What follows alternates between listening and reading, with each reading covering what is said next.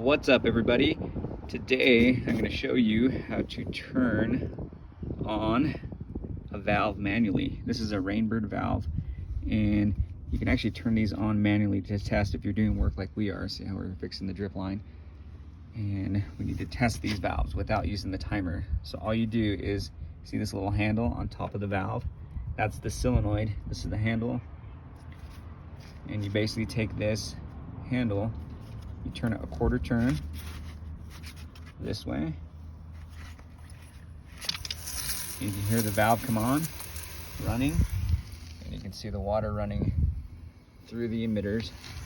Now this is just a drip zone, so it's the same thing for each valve, how to turn on it manually. So you turn that on with the system run.